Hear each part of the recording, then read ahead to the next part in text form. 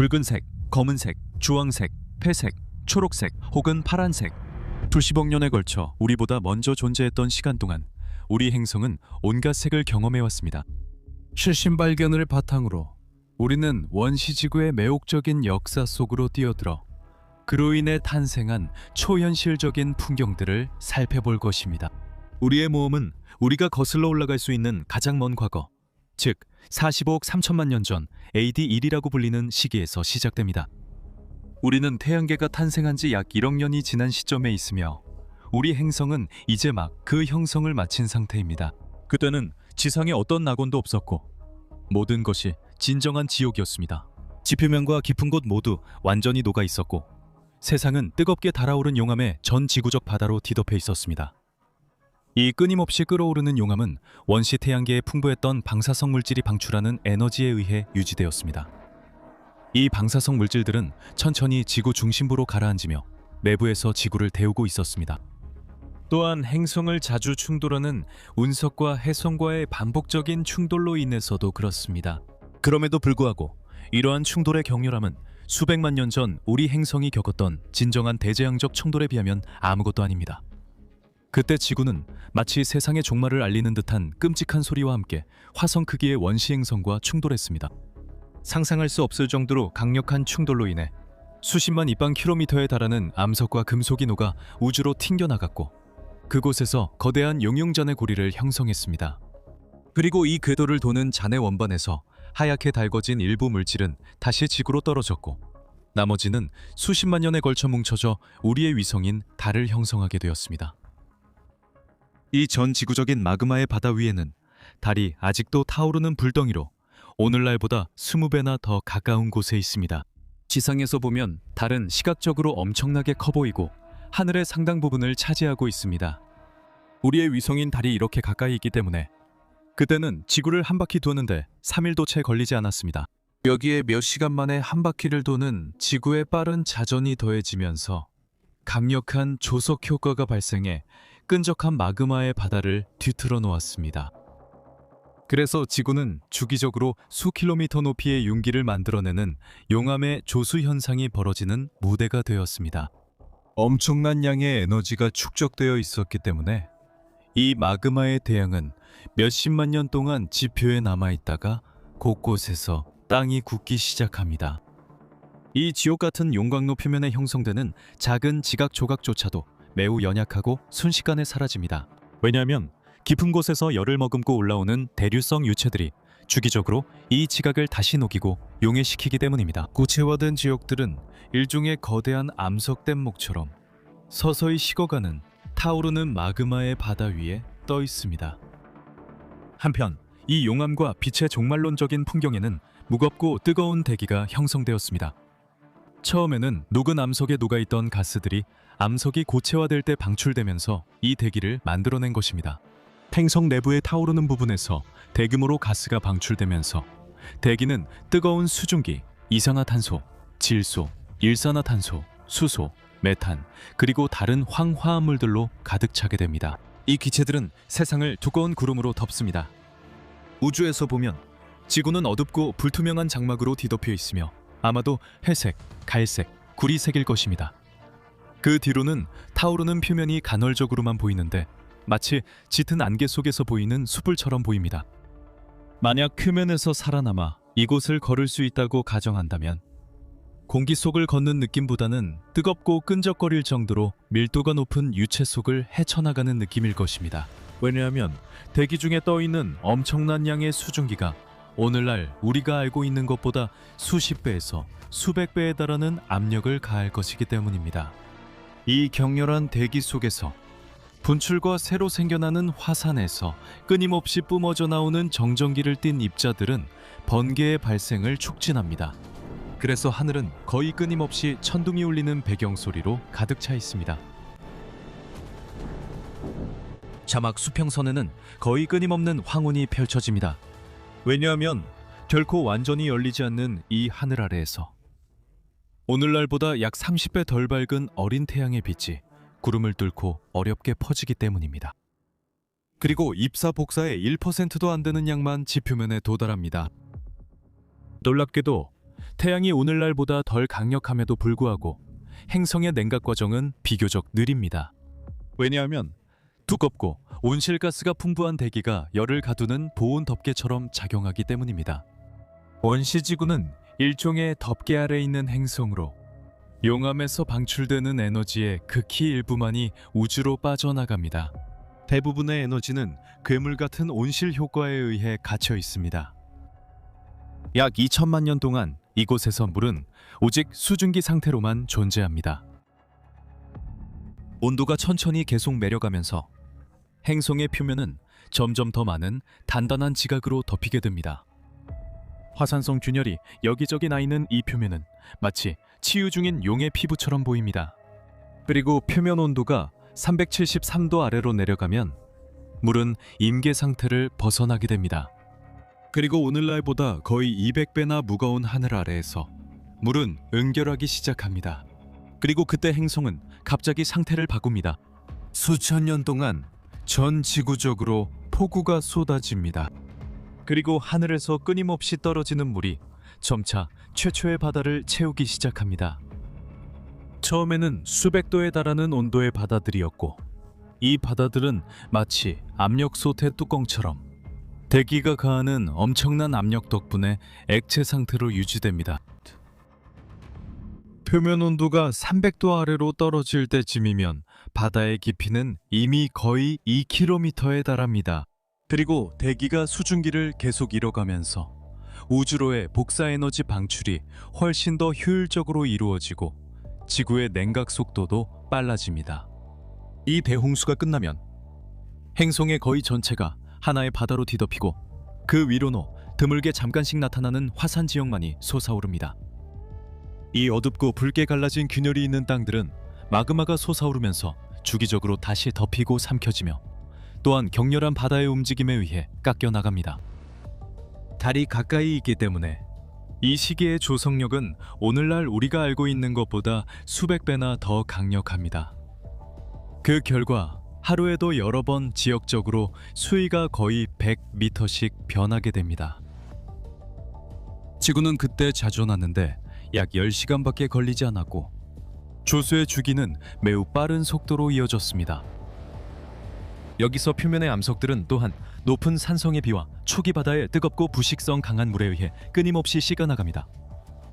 이 물들은 빛을 흡수하는 용에 든 광물질을 점점 더 많이 머금게 되어 결국 어두운 색조를 띠게 됩니다.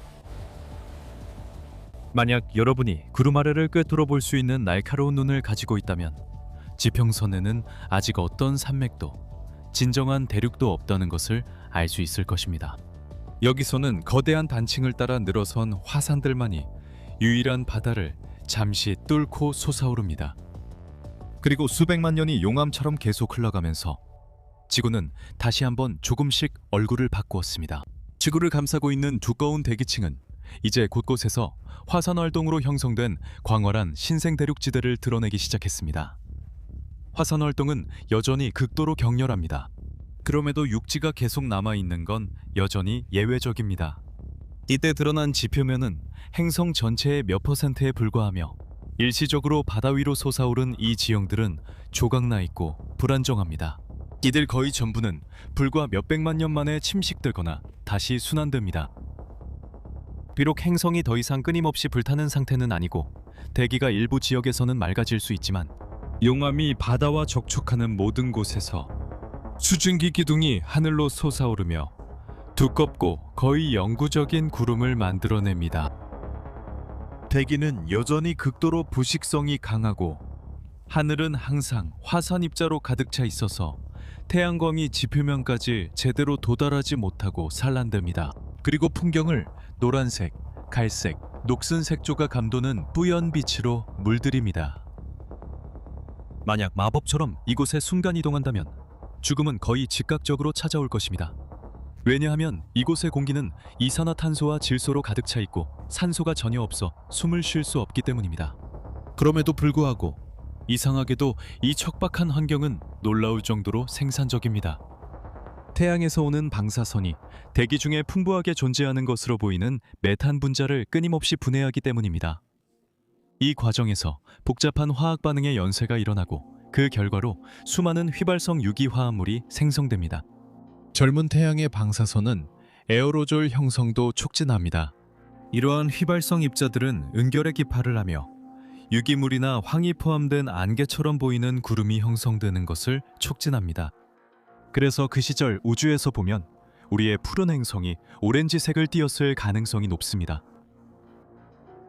여전히 행성 내부에서 솟아오르는 엄청난 열의 흐름이 지배하는 이 지구에서 풍경들은 점차 뚜렷한 대비를 이루기 시작합니다. 일부 지역은 극심한 화산 활동에 시달리고 다른 좀 더 온화한 지역들은 비교적 평온함을 누립니다. 이 먼 옛날 바다는 지구의 대부분을 덮고 있을 뿐만 아니라 내부의 열과 조석 효과 그리고 운석 충돌로 인해 끊임없이 약해지고 갈라진 지각을 가로지르기도 했습니다. 이렇게 해서 바다 깊은 곳에서는 물이 지각 깊숙이 스며듭니다.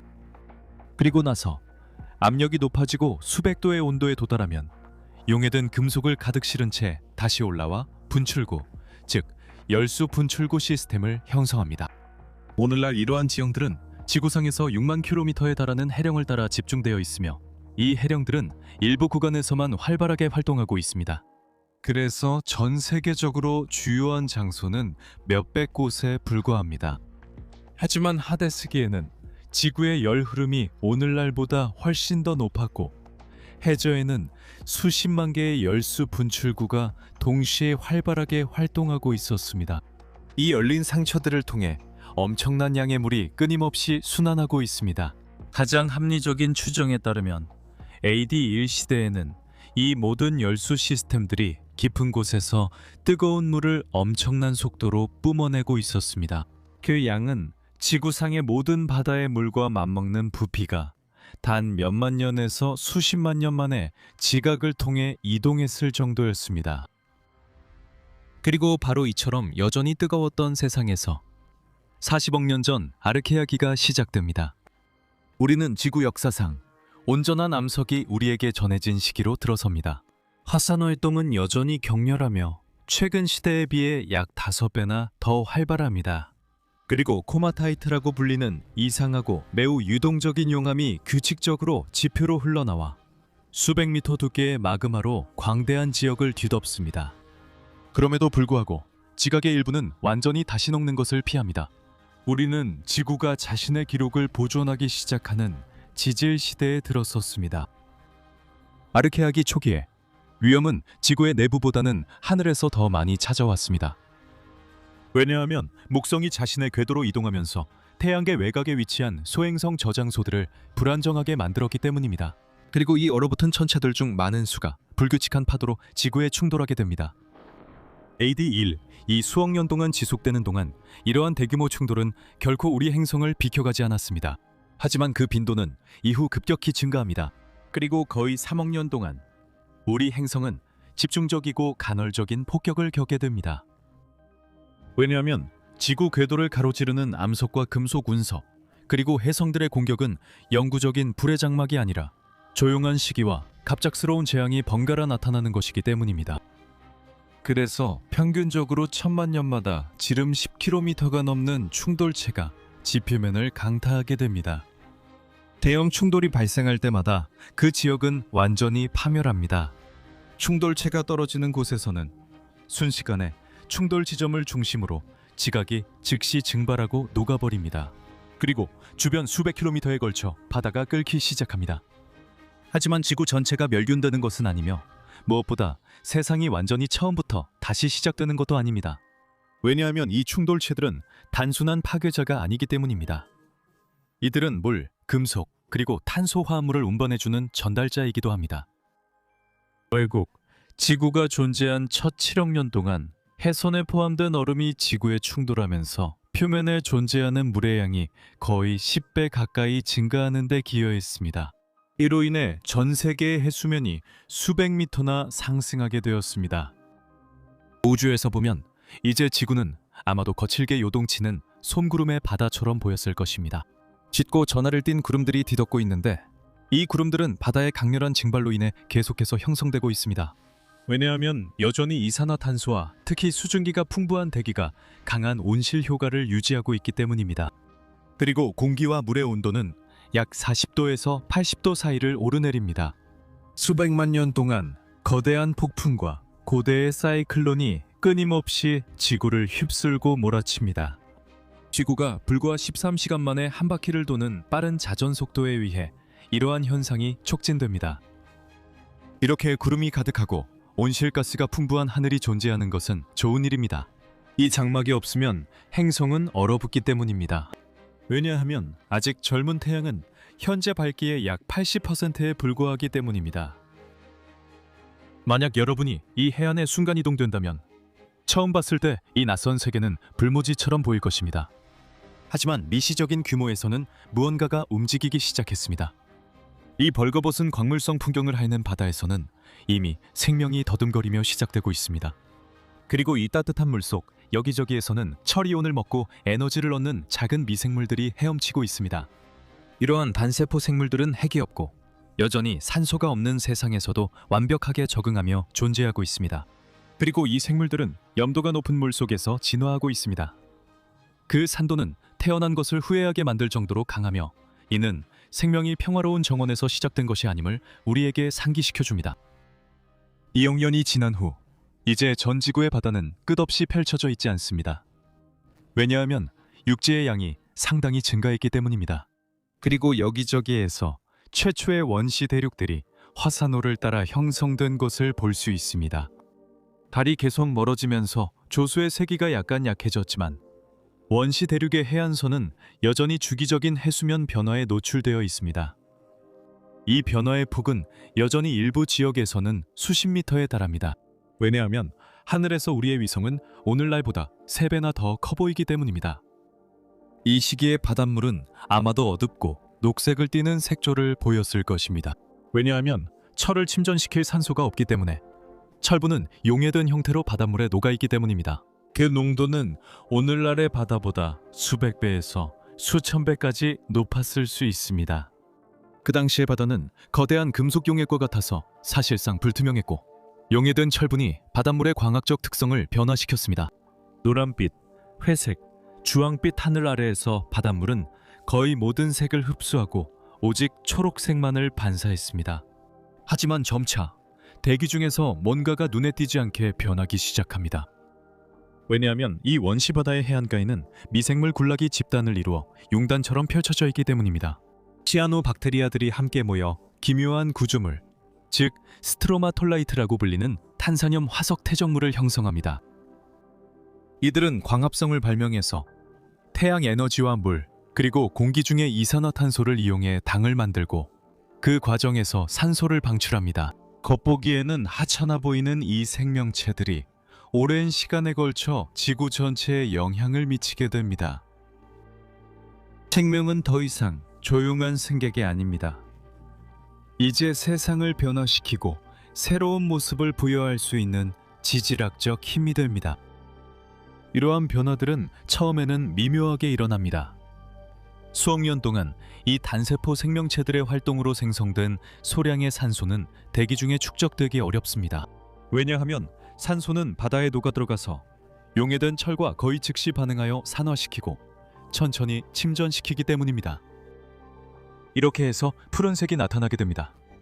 점차적으로 금속이 서서히 빠져나가면서 바다는 맑아지고 녹색빛을 잃게 됩니다. 그리고 빛이 더 깊이 바다에 닿으면서 우리가 아는 색을 바다에 덧입힙니다. 그리고 약 22억 5천만 년 전쯤 이 미생물들이 방출한 방수의 양이 너무 많아져서 바다에 녹아있던 모든 철이 해저로 가라앉아 거대한 녹의 퇴적층을 형성하게 됩니다. 여러분이 지금 집에 가지고 있는 물건들 중에는 이 원시 생명체들의 활동 덕분에 만들어진 것들도 있을 가능성이 높습니다. 왜냐하면 오늘날 전 세계에서 채굴되는 철광석의 90%가 바로 이 시기에 형성된 지질학적 퇴적층에서 나오기 때문입니다.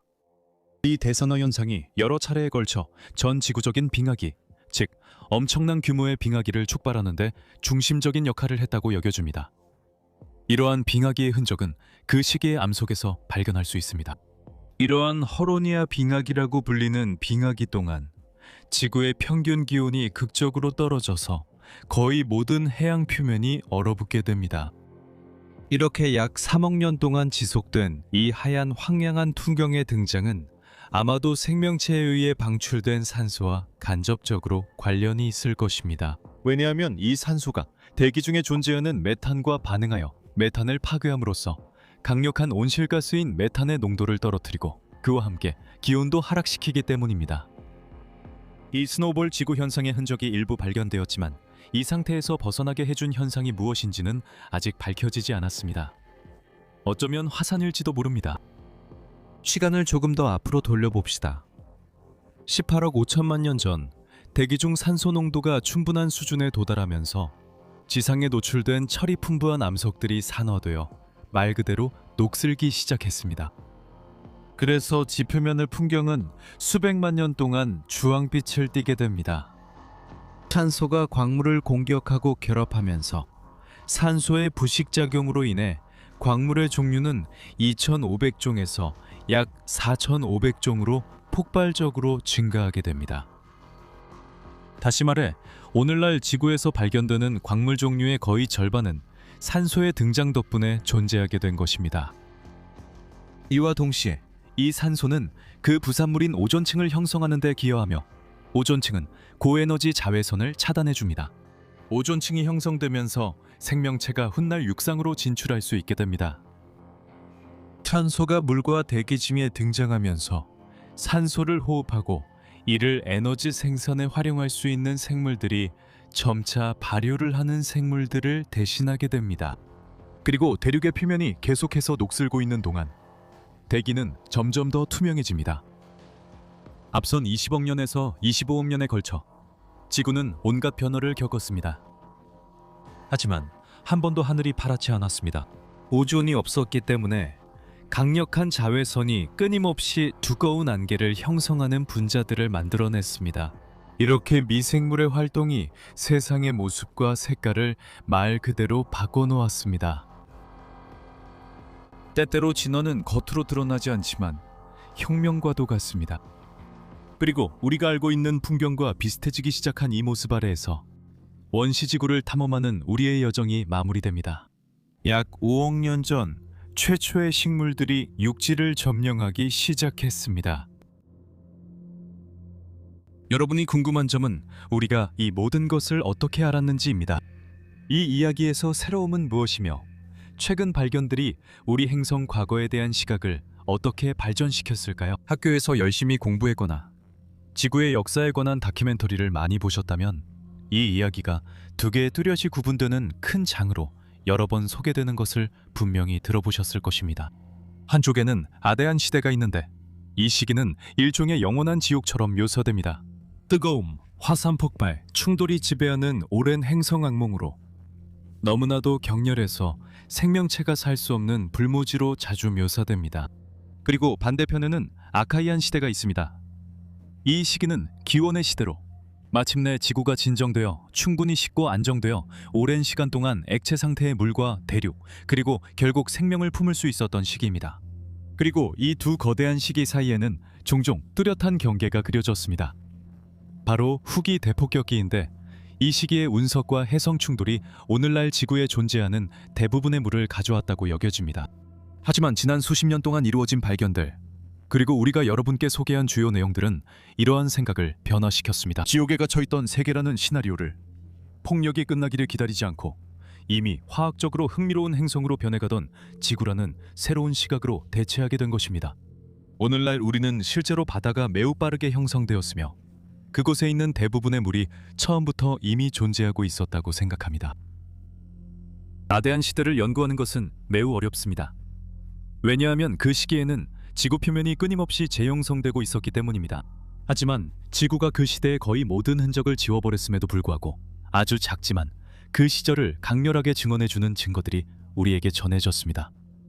이 증거들이 바로 지르콘입니다. 이 결정들은 종종 모래알보다도 작지만 엄청난 간이함을 지니고 있어서 수십억 년 동안 온전하게 남아있을 수 있습니다. 이 결정들이 형성된 암석 속에서 그 암석들이 부서지고 땅 속에 묻히고 다시 녹아내렸을 때조차도 살아남았습니다. 이러한 지르콘의 결정 구조를 이루는 원자들을 연구함으로써 연구자들은 간접적으로 원시지구를 볼 수 있게 해주는 블랙박스를 손에 넣은 셈입니다. 이렇게 해서 44억 3천만 년이 넘은 지르콘 결정이 암석에서 발견된 것입니다. 이 지르콘의 조성은 그것들이 액체 상태의 물과 상호작용하며 형성되었음을 보여주는데, 이는 지구가 형성된 지 불과 1억 년 만에 우리 행성에 바다가 존재했음을 증명해 주었습니다.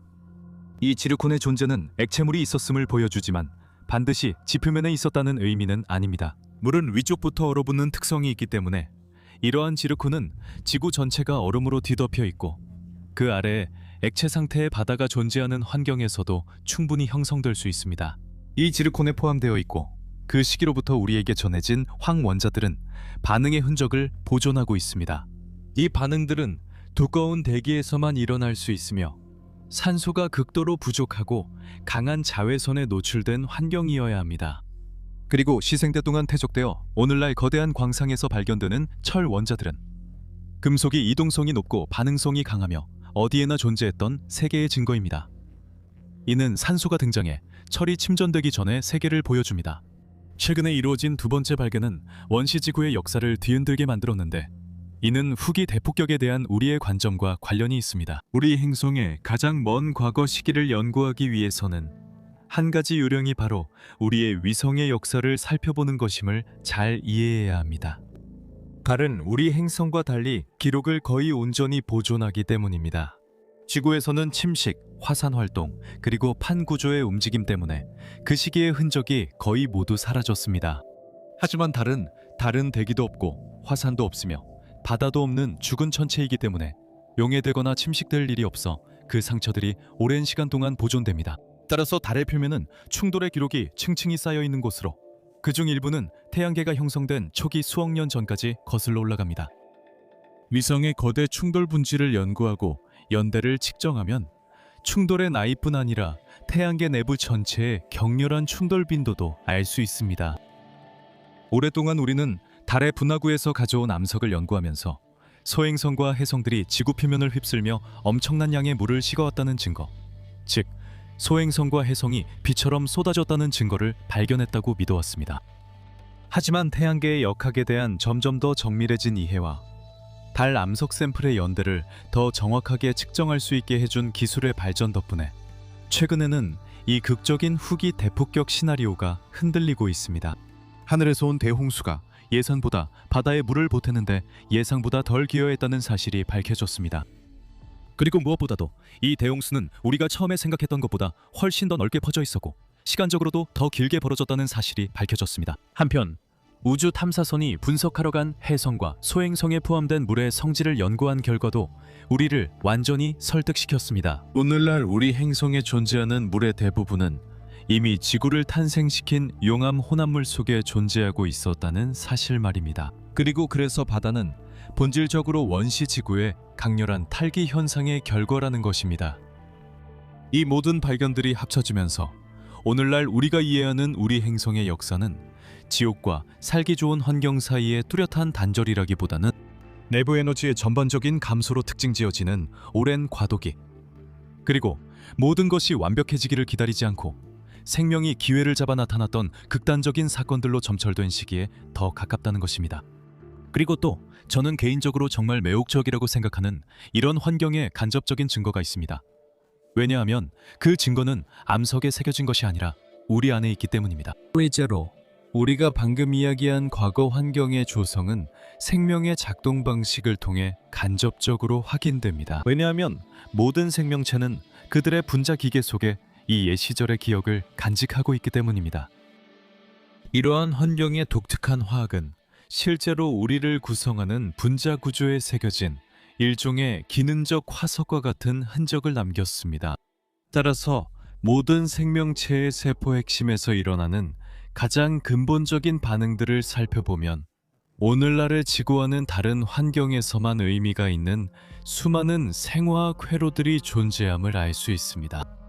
예를 들어 많은 기본 대사 과정의 중심에서 발견되는 산소에 민감한 효소들은 이 분자가 드물고 거의 존재하지 않는 독이었으며 자원이었던 세계의 기능적 유물입니다. 이 효소들의 초기 버전은 산소가 거의 존재하지 않았던 시기인 시생대 아르케아에트. 그리고 나중에 이 분자가 퍼지게 되었을 때 이미 개발된 혁신들을 변형하여 항산화 효소와 같은 분자 보호 시스템을 개발함으로써 그 존재에 적응했습니다. 하지만 대사작용의 핵심은 그대로 남아 있었습니다. 그래서 생명체들은 여전히 산소가 풍부한 세상에 살고 있음에도 불구하고 에너지 네트워크의 중심에서 주로 혐기성 대사 경로를 사용하고 있습니다. 마찬가지로 많은 생명체의 핵심 효소들이 그 과정의 중심에서 철과 황을 사용하는 것은 이들이 태어난 바다에서 이러한 원소들이 풍부하게 존재했음을 반영합니다. 현재의 지구에서는 이러한 선택들이 최적이 아닙니다. 이 선택들은 물에 용해된 철이 풍부하고 자유로운 산소가 없었던 세상에서 나타났습니다. 요컨대 암석이 사라진 곳에서도 기능은 살아남았습니다.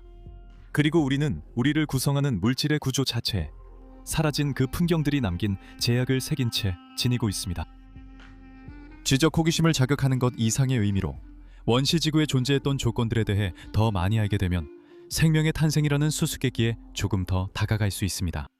그리고 생명이 어떻게 그렇게 빠르게 등장할 수 있었는지, 만약 여러분이 그곳에 발끝이라도 디딘다면 태어난 것을 즉시 후회하게 만들 환경 속에서 어떻게 생명이 나타났는지 알아보려는 시도이기도 합니다. 이 흥미로운 발견들에도 불구하고 가장 큰 미스터리는 여전히 남아 있습니다. 우리는 여전히 생명이 언제 어떻게 등장했는지 정확히 알지 못합니다. 그동안 색다른 경험을 하려면 꼭 평행 세계를 상상할 필요는 없다는 것을 기억하세요. 때로는 그저 그 자리에 앉아서 수십억 년 전 이곳이 어떤 모습이었을지 상상해보는 것만으로도 충분합니다. 그리고 이 풍경들 중 어느 것도 인간이 직접 본 적은 없지만 과학 덕분에 우리는 그들에게 이름을 붙이고 상상 속에 자리 잡게 할 수 있었습니다. 그리고 과거는 우리 머릿속에서 수많은 다른 행성들로 변했습니다. 하지만 바로 가지 마세요. 이 에피소드를 쓰는데 저를 도와준 연구자 프랑크와 잠시 이야기 나눌 거예요. 프랑크 안녕하세요. 이번 에피소드 집필에 다시 한번 함께 해주셔서 감사합니다. 오늘은 우리가 알고 있는 것과 일치하는 시나리오를 따라가 봤는데, 요약하자면 대기가 온실가스로 풍부했고 지구는 비교적 따뜻했다는 거예요. 그리고 또 다른 이 시나리오 외에도 대안이 있습니다. 당신은 이 문제를 오래 고민했고 논문도 원시지구 대기 구성에 관한 것이었죠. 다른 가능한 경로나 다른 시나리오에 대해 조금 이야기해 줄 수 있나요? 그리고 왜 완전히 명확한 관점을 갖는 것이 복잡한지에 대해서도요. 네. 정말 복잡해요. 사실 매우 답답하기도 해요. 진짜로 타임머신이 있었으면 좋겠다는 생각이 들어요. 시간을 거슬러 올라갈수록 지구에서 무슨 일이 있었는지에 대한 근거가 점점 줄어듭니다. 물론 생명체에 관해서도 화석이나 화석 흔적이 점점 더 적어져요. 그러니까 생명이 정확히 언제 나타났는지는 알 수 없어요. 대기와 관련해서도 마찬가지예요. 확실한 단서는 거의 없고 비교적 믿을 만한 단서가 하나 있어요. 그건 바로 산소가 대기의 주요 성분이 되는 시점이에요. 적어도 화학적 역할 면에서는 중요하다고 할 수 있죠. 약 22억 5천만 년 또는 22억 3천만 년 전입니다. 우리는 전반적으로 산소가 없고 산소의 화학적 효과도 없는 대기에서 조금씩 변화를 보이기 시작하는 대기로 넘어가게 돼요. 모든 산소 작용이 남긴 지질학적 흔적들이요. 그리고 이것은 정말로 아주 중요한 전환점이에요. 광물학뿐만 아니라 생명체에게도요. 그리고 우리가 시간을 더 거슬러 올라가면 점점 더 미지의 세계로 들어가게 되고 제약은 점점 더 줄어들어요. 그러니까 지구가 형성된 초기에 대한 이야기를 다시 보면 그때 우리의 증거는 바로 운석들이에요. 결국에는 지구 자체보다는 태양계의 다른 천체들이 더 중요한 증거가 돼요. 그래서 우리는 여러 가지 모델을 가지고 있어요. 간단히 말해 우리는 뜨거운 운석 성분의 지구에서 출발해 지구가 식을 때까지 두는 것입니다. 그리고 식으면서 지구는 대기를 방출하게 돼요. 왜냐하면 지구는 가스를 암석 형태로 축적했기 때문이에요. 지구는 주위의 기체를 모아서 축적한 게 아니에요. 목성이나 토성처럼 말이죠. 왜냐하면 지구는 형성되는데 오랜 시간이 걸렸거든요. 지구가 형성될 때 이미 가스 원반 안에 없었어요. 그래서 지구는 식으면서 가스를 방출하게 돼요. 고체 암석은 액체 암석보다 훨씬 적은 양의 가스를 포함하고 있기 때문에 그 가스가 밖으로 빠져나오고 그렇게 해서 서서히 대기가 만들어지는 거죠. 그래서 우리가 생각하는 바로는 그 대기는 주로 처음엔 수증기와 이산화탄소가 주였지만 다른 성분도 있었을 겁니다. 다만 아직 정확히 밝혀지지 않았습니다. 그리고 지구가 태양에서 떨어진 거리가 조금 중요한 역할을 해요. 또 태양을 지나도 마찬가지고요. 사실 태양이 처음 형성될 때부터 지금과 같은 밝기를 가지고 있었다면 실제로는 그때 훨씬 약했거든요. 당시에는 지금 밝기의 70%밖에 안 됐어요. 만약 그랬다면 대기 중의 수증기가 바다로 응결할 수 없었을 거예요. 즉 오늘날 우리가 지구의 바다를 모두 증발시킨다면 그 수증기가 엄청난 온실 효과를 일으켜서 다시는 응결할 수 없을 거예요. 그러니까 사실 태양이 더 약했다는 사실이 그게 하나의 뭐라고 하죠? 하나의 구면부안, 지구에게는 하나의 기회였던 거죠. 그러니까 지구는 우리가 흔히 말하는 거주 가능 지대에 있지만 그게 모든 걸 결정하는 건 아니에요. 그리고 또 대양이 응결에 형성될 수 있는 구역도 있어요. 전반적으로. 그리고 이건 우리가 앞으로 말할 내용에서 중요한데 지구의 기후는 매우 안정적이에요. 세 가지 가능한 안정 상태가 있죠. 만약 대기를 증발시키면 적어도 오늘날에는 대기가 수증기 상태로 남아 있어요. 하지만 지구가 형성된 직후에는 그렇지 않았어요. 그때는 태양이 지금보다 훨씬 약해서 응축될 수 있었거든요. 만약 지구가 얼어붙은 상태에서 시작하면 계속 얼어있게 돼요. 왜냐하면 얼음이 많은 복사 에너지를 반사해서 추워지기 때문이죠. 그리고 만약 표면에 액체 상태의 물이 있다면 그 상태로 계속 유지돼요. 그래서 한 상태에서 다른 상태로 바뀔 수 있어요. 그리고 일단 바다가 응축되면 태양이 지금보다 훨씬 어둡기 때문에 지구는 얼어붙어 있어야 하고 계속 얼어있는 상태로 남아야 해요. 그래서 오늘날보다 훨씬 더 효과적인 온실가스가 필요해요. 첫 번째 가설, 가장 논리적인 가설은 오늘날 일어나는 일에 근거한 것인데 바로 이산화탄소가 주요 온실가스였다는 거예요. 그러니까 지구의 역사 초기에 오늘날보다 훨씬 더 많은 이산화탄소가 필요했어요. 그렇죠. 이산화탄소가 대기의 중요한 성분이어야 했어요. 지금보다 500배 많은 이산화탄소가 있었다고 가정해 봅시다. 약 1기압의 20% 정도였어요. 온실 효과를 얻기 위해서, 충분한 온실 효과를 얻기 위해서요. 그러니까 이산화탄소 저장량 측면에서는 충분히 가능한 일이에요. 실제로 우리는 그보다 훨씬 더 많은 양을 가지고 있거든요. 탄산염, 즉 이산화탄소를 가두는 암석에는 약 40기압에 해당하는 양이 지각에 저장되어 있어요. 그러니까 충분히 가능한 일이에요. 하지만 실제로 그런 일이 일어났는지는 확실하지 않아요. 오늘날 우리는 탄산염, 규산염 순환이 있어서 온도를 0도 이상으로 유지해주고 있다고 말할 수 있어요. 하지만 지구의 온도를 조절해주는 이 순환이 지구 역사 초기에 바로 작동했을까요? 그리고 이렇게 높은 이산화탄소 농도에서는 확실하게 아는 것이 어렵죠. 왜냐하면 대기 중에 이산화탄소가 많으면 바다는 산성화되고 탄산염은 산성화된 바다에서는 안정적이지 않거든요. 식초에 크림을 넣는 것과 비슷해요. 그래서 잘 작동하지 않아요. 하지만 이게 역사적으로 표준 시나리오라고 할 수 있어요. 태양의 밝기가 증가함에 따라 이산화탄소가 줄어들었어요. 이 두 가지를 조절하는 온도 조절 장치가 있기 때문이에요. 그래서 오늘날의 상황에 이르렀고 중간에 산소화가 있었습니다. 탄산염, 규산염 순환이 잘 작동하지 않는 또 다른 시나리오가 있어요. 그래서 또 다른 온실가스인 메탄이 필요하게 돼요. 그리고 메탄은 오늘날처럼 유기물, 즉 살아있는 물질의 분해에서 나오는 메탄이 아니라 훨씬 더 다른 방식으로 생성된 메탄이에요. 어떻게 말해야 할까요? 생명체와는 독립적으로, 그러니까 생명체에 의해 만들어지긴 하지만 아주 단순한 원소들, 이산화탄소와 수소로부터 만들어지는 우리가 메탄 생성이라고 부르는 과정이에요. 그리고 산소가 없는 대기에서는 오늘날보다 훨씬 더 널리 퍼져 있었을 거예요. 산소가 없는 대기에서는 이 메탄이 훨씬 더 쉽게 축적될 수 있었죠. 메탄과 산소가 반응해 서로를 파괴하고 이산화탄소와 물을 만들기 때문이에요. 그래서 메탄이 존재할 수도 있었어요. 메탄은 강력한 온실가스지만 많으면 안 돼요. 만약 메탄이 이산화탄소보다 많아지면 타이탄처럼 안개가 생겨 태양 복사를 반사해 지구가 식어요. 이런 경우는 좋지 않아요.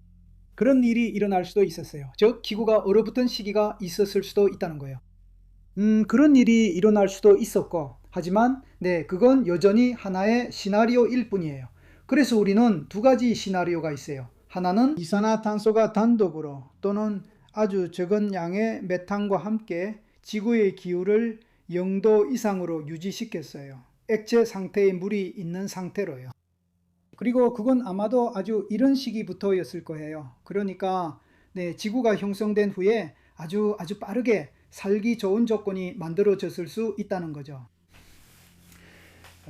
예를 들어 지르콘이 보여주듯이, 그리고 만약 우리가 지구가 정말 뜨거웠다고 가정해야 한다면, 아니면 지질학적 증거들이 우리로 하여금 지구가 적어도 어떤 시기에는 매우 뜨거웠을 수 있다고 생각하게 만든다면 이런 시나리오가 있는 거죠. 그건 합의된 내용이 아니며 그렇게 생각할 특별한 이유도 없어요. 한때 산소나 실리콘 일부 동위원소가 그걸 시사한다고 여겨지기도 했죠. 하지만 그것은 오히려 국지적인 열수 시스템에서의 높은 온도의 흔적일 뿐이에요. 하지만 만약 정말로 매우 더웠어야 했고 탄산염 순환이 대기 중 이산화탄소를 충분히 유지하지 못했다면요, 메탄이 역할을 했을 가능성이 있고, 만약 메탄이 역할을 했다면 대기에서 꽤 복잡한 일들이 일어났어야 했을 거예요. 생명이 무언가를 만들어내기 시작했을 때요, 산소요. 왜냐하면은 그 메탄은 산소와 잘 공존하지 못하기 때문에 산소가 등장하면서 메탄의 농도가 떨어졌을 거예요. 그래서 메탄의 온실 효과도 줄어들었죠. 그래서 아마도 불안정한 기후나 전 지구적인 빙하기를 만들었을 거예요.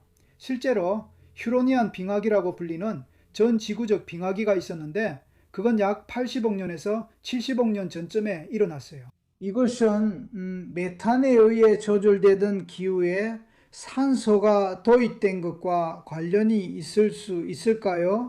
복잡하면서도 정말 흥미로운 이야기죠. 네. 제약이 거의 없어서 시나리오라는 단어를 기억하는 게 중요해요. 새로운 시나리오가 나오면 내용이 달라질 수 있으니까요. 우리가 중요한 대기 성분 중 일부를 잊었을 수도 있어요. 하지만 이게 오늘날 우리가 생각하는 큰 줄기입니다. 저도 산소 축적에 대해 다시 한번 말씀드리고 싶었어요. 이 사건이 정말 흥미롭고 직관적으로는 이해하기 어려운 부분이 있다고 생각해요. 대략 35억 년 전에서 25억 년 전 사이에 이런 일이 일어났다는 게 말이죠. 생명체가 산소를 만들어내고 그 산소가 점차 대기에 축적되면서 결국 우리가 생각하기에 거의 전 지구적인 빙하기, 즉 지구 전체가 얼음으로 뒤덮인 상태를 초래했다는 사실이 정말 흥미롭죠. 그 결과가 전 세계적 행성 규모라는 점을 생각해보면 정말 놀랍습니다. 미생물 형태의 생명체 활동이 오랜 시간에 걸쳐 결국 대기를 완전히 변화시켰습니다. 많은 사람들이, 저도 자주 들었던 말인데, 지구는 너무 거대해서 우리가 기후에 어떤 영향을 줄 수 있을 리가 없다고 말하곤 해요. 하지만 기후는 지구 자체가 아니라 기후는 대기예요. 대기는 지구의 아주 작은 부분에 불과한 아주 얇은 막이죠. 그리고 그건 우리가 바꿀 수 있고 실제로 수천 년 동안 바꿔왔어요. 하지만 지금 우리가 기후 변화를 일으키는 건 이산화탄소 농도를 변화시키기 때문이에요. 그런데 이산화탄소는 대기의 미량 성분 중 하나지만 아주 적은 양으로도 강한 온실 효과를 일으켜요. 여기서 우리가 지구의 산소하로 거슬러 올라가면 그건 어떤 사건이냐면 그게 뭐냐면 의미해요.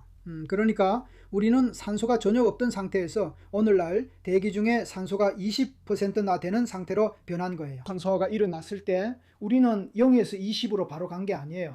우리는 아주 미미하고 측정도 안 될 정도로 적어서 환경에 아무런 영향도 주지 않는 양에서 대략적으로 말해서 화학 반응을 조절하는 분자가 된 거죠. 그리고 그건 아마도 글쎄요. 아마도 산소의 양이 1% 또는 0.1% 정도였다는 걸 의미해요. 오늘날에는 이미 그게 꽤 괜찮은 수준이고 이미 여러 가지 결과를 가져오기도 해요. 그래서 실제로 환경이 바뀌었고 그곳의 생명체들에게 어떤 영향이 있었는지 다양하게 생각할 수 있어요. 아주 중요한 게 하나 있어요. 광합성으로 산소가 축적되면서 오존층이 만들어졌어요. 즉 O3분자가 중간 대기층에 쌓이기 시작했고 자외선을 걸러주게 되었죠. 자외선은 바로 그 유해한 방사선이에요. 그러니까 이 산소를 만들어낸 존재들이 아마도 일종의 남세균일 거라고 상상해 볼 수 있어요. 이 남세균들이 산소를 만들기 시작했는데 그건 산소 광합성의 부산물로 생긴 거예요. 저기 남세균들은 물을 흡수해서 빛, 광선, 광자, 태양빛으로 그 물을 분해하는 거예요. 그 남세균들은 물에서 수소를 추출해서 이산화탄소와 반응시켜요. 그러면 유기물을 만들죠. 대략적으로 말하면 당분을 만들고 그 과정에서 물에 있던 산소가 방출돼요. 그리고 우리는 그와 정반대의 반응을 해요. 우리는 산소와 당분을 받아서 그것들을 반응시키고 그리고 다시 방출하죠. 우리는 물을 만들고 이산화탄소를 내보내니 반대의 반응을 하는 셈이죠. 하지만 그렇죠. 생명체가 광합성을 발명했을 때 그 능력을 가지고 있었어요. 그렇죠. 그걸 발명한 거예요. 발명한 거죠. 그것도 좋은 표현은 아니지만 진화가 이 길을 찾아냈고 그게 엄청난 이점을 줬어요. 물이 필요하다? 어차피 생명체는 물이 필요하니까요. 그리고 이산화탄소가 필요하다는 것도요. 하지만 이산화탄소는 있어요. 공기 중에도 있고 물에 녹아 있기도 해요. 그리고 빛이 필요한데 여기서부터 조금 복잡해져요. 왜냐하면 바로 그 빛이 그 당시에는 위험했거든요. 자외선이 풍부했으니까요. 그래서 오늘날에는 생명이 행성 표면이나 아주 얕은 물에서도 광합성을 할 수 있지만 그 당시에는 광합성을 하려면 아마도 꽤 깊은 물속에서 해야 했을 거예요. 아니면 모래 아래나 여러 겹 아래에서 했을 수도 있고요. 죽은 생명체의 청 아래, 죽은 남세균의 청 아래에서도 가능했을 거예요. 사실 오늘날에도 이런 현상이 존재해요. 왜냐하면 우리가 알아야 할 것은 예를 들어 햇볕에 타면 피부는 다시 재생되지만 미생물이라면 햇볕에 타면 죽게 되거든요. 그래서 오늘날에도 여전히 이런 일이 일어나요. 남세균들은 햇볕을 별로 좋아하지 않아 자신만의 전략을 써요. 하지만 오존이 축적되면 그게 도움이 돼요. 그래서 갑자기 산소화되면서 산소가 대기 중에 많아지면서 도움이 되는 거죠. 그래서 생명체가 이 빛에 더 가까이 갈 수 있게 된 거예요. 이건 긍정적인 측면이에요. 하지만 산소는 그렇죠? 산소는 여러 가지 결과를 가져와요. 그중 하나가 이미 있었죠. 이건 생물학적인 거예요. 산소는 산화제이기 때문에 조금씩 영향을 미쳐요. 우리는 산소를 사용하는 생명체이고 산소는 작은 혼이에요. 하지만 산소는 우리를 서서히 죽게 만들기도 해요. 산소가 몸을 천천히 태워 우리는 스스로를 보호하도록 만들어졌어요. 우리는 곳곳에 장벽을 세우고 산소가 필요한 곳에만 산소가 들어오게 하고 우리 몸의 다른 모든 곳에서는 산소를 밀어내요. 있잖아요. 사과를 한 입 베어 물면 베어 문 부분이 금방 갈색으로 변하잖아요. 그게 바로 산화예요. 정말 빠르게 일어나죠. 그러니까 생명은 이런 환경에서 태어난 게 아니라 여기에 적응해야 했고 다양한 전략을 개발해야 했어요. 이게 바로 생명의 진화 속도를 조금 늦출 수 있었던 또 다른 요인이에요. 그리고 마지막으로 기후적인 측면이 있어요. 온실가스가 이산화탄소였고 메탄은 아주 미미한 기체였거나 거의 역할을 하지 않았어요. 그런 경우에는요. 대기 중에 산소를 넣는다고 해서 반드시 뚜렷한 효과가 있는 건 아니에요. 오히려 그렇지 않을 수도 있어요. 만약 대기 중에 있는 메탄이 정말로 중요하고 온도를 0도 이상으로 유지하는 데 꼭 필요했다면 그러니까 그 안에 산소를 집어넣은 생명체가 메탄 농도를 떨어뜨린 거예요. 그리고 이 광합성 생명체는 물과 표면이 필요해요. 왜냐하면 빛과 동시에 액체 상태의 물이 필요하니까요. 그리고 그 생명체는 자기 환경이 없으면 얼어붙게 될 거예요. 그리고 그렇죠. 어쨌든 그 생명체는 자신의 대사 활동에 접근할 수 없게 되니까 생산을 크게 줄이거나 멈추게 될 거예요. 그래서 이렇게 산소가 갑자기 증가하면서 빙하기가 찾아왔을 거라고 상상할 수 있어요. 그리고 이런 빙하기를 일으킨 생물학적 원인이 사라지면 다시 원래대로 돌아왔어요. 그래서 우리는 이를 휴로니안 빙하기라고 부르는 일련의 전 지구적 빙하기가 있었다고 말할 수 있어요. 이 현상을 설명할 수 있을지도 모르지만 사실 확실하진 않아요. 그래도 그런 걸 나타낼 수도 있겠죠. 이건 일치예요. 왜냐하면 우리는 모델을 통해서 아주 정확한 연대 측정을 가지고 있기 때문이에요. 우리는 대기 중에 산소가 지배적인 상태로 전환될 때 화학 반응도 함께 바뀐다고 생각해요. 우리는 황에 대해 완전히 다른 두 체계를 가지고 있어요. 산소가 있으면 황은 황산염이 되고 없으면 둔해돼요. S3에서 S8까지의 황사슬이 있고 대기 중에서는 어떻게 될까요? SO2는 생성되며 광합성에서 오존과 일부 경쟁합니다. 흥미로운 현상들이 발생하고 두 가지 자가 분석 분해기 있습니다. 그리고 산소와 이후에는 한 가지 유형의 동위원소 분별이 있고 산소와 이전에는 또 다른 유형이 있어요. 이것이 바로 우리가 그것을 정확히 연대 측정할 수 있게 해주는 거예요. 하지만 이런 결정적인 변화가 있기 전에는 거의 우로니안 비마기와 겹치는 시기가 있어요. 이 동위원소 신호에서 약간의 일탈이 있는데 이것은 실제로 산소화가 약간 실패했던 시기가 있었음을 나타낼 수 있어요. 네, 그리고 나서 그렇죠. 이것이 문제의 일부예요. 왜냐하면 지구가 산화된 방식이 이것뿐만이 아니고 아마도 여러 방식으로 산화되었을 거예요. 만약 메탄이 중요한 대기 성분이었다면 지구는 아마도 메탄이 수소를 상층대기로 운반하면서 산화되었을 거예요. 거기서 수소가 사라졌어요. 그래서 만약 그게 생물학적인 원인으로 만약 그 메탄이 생물학적으로 생성된 거라면 그럴 가능성도 있고 그것도 가능한 거예요. 생물학도 결국 미생물에 의한 지구 테라포밍의 또 다른 형태예요. 그러니까 메탄 생성균이든 아니면 산소 광합성을 했던 시아노박테리아의 조상들이든 모두 마찬가지예요. 여러 면에서 우리는 지구를 테라포밍한 존재들 덕분에 우리에게 맞는 세상에 살게 되었어요. 물론 실제로는 그렇게 단순하지 않고 우리가 역사를 다시 쓰는 셈이죠. 우리는 주어진 환경에 적응하지만 만약 다르게 태어났다면 여기 없었을 거예요. 그 의미는 잘 모르겠지만 생명체가 변화시킨 지구에 산다는 점이 정말 매력적이에요. 곧 다음 에피소드에서 만나요. 왜냐하면 이 부분을 마무리하자면 생명체가 단지 생명체가 존재하고 생명이 생명을 변화시켰다는 사실만으로도 그게 바로 다른 행성이나 외계 행성을 관찰하는 큰 동기가 되거든요. 또한 생명체에 의해 크게 변화된 다른 행성을 발견할 수도 있다고 생각합니다. 그 변화가 뚜렷해 바로 알아볼 수 있을 정도일 수도 있습니다. 그래서 이런 지구의 이야기가 외계 행성을 탐사하는 데 큰 동기가 되는 거예요. 이 질문은 별도 한 편으로 다룰 예정입니다. 정말 멋져요. 기꺼이 하겠습니다.